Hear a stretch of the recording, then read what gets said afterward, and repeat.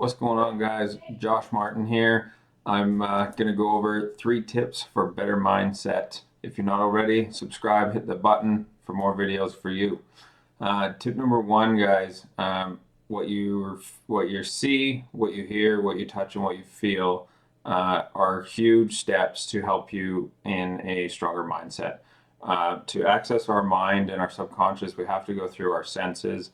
And so to feel something, to touch something, and to see it and visualize it is super important for you to shift that way that you're thinking and move to the next stage of your mindset.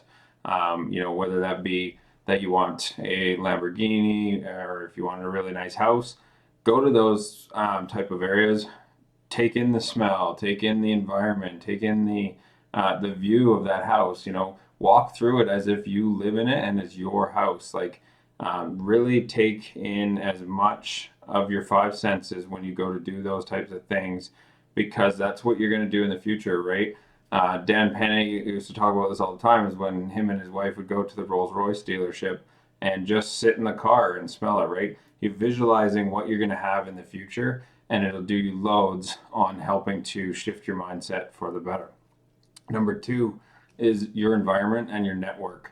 Your environment is super crucial to being successful and having a good, strong mindset. If you are in a negative environment where everything around you is about how things are going wrong, how you can't accomplish tasks, who did this, and instead of talking about growth and ways to improve, you're talking about other people, then that's a negative environment, and that's something you want to shift, right? And it can be very hard when we're working a job or we have family members that are negative. We want to learn to just become your center and really shift your time with those people. Limit your access to yourself because you are your biggest asset. As far as network goes, jump into some groups. I'm a part of the 10X group. Join entrepreneur groups, join mindset groups. We're going to be putting a Facebook page together, jump on that.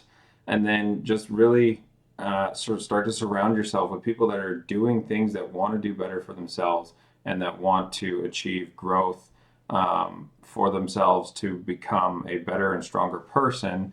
That will then it will trickle down to you, right? And whatever becomes, like, if it's that famous saying, if there's 5 million millionaires in a room and you're the sixth person in there, chances of you becoming a millionaire are pretty high, right? So it's the same thing with environment and network. You want to surround yourself with those type of people so that you can then feed off of them and start to be almost forced to change the way that you look at things.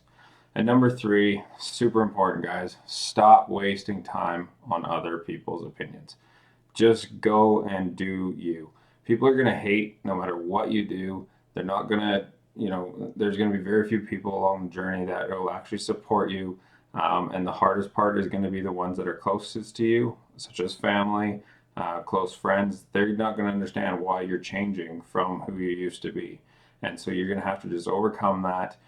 Don't spend too much energy on it. Yes, you might have to limit your time with them for the time being while you're going through this shift, but just know that true friends will stick through and stick by you.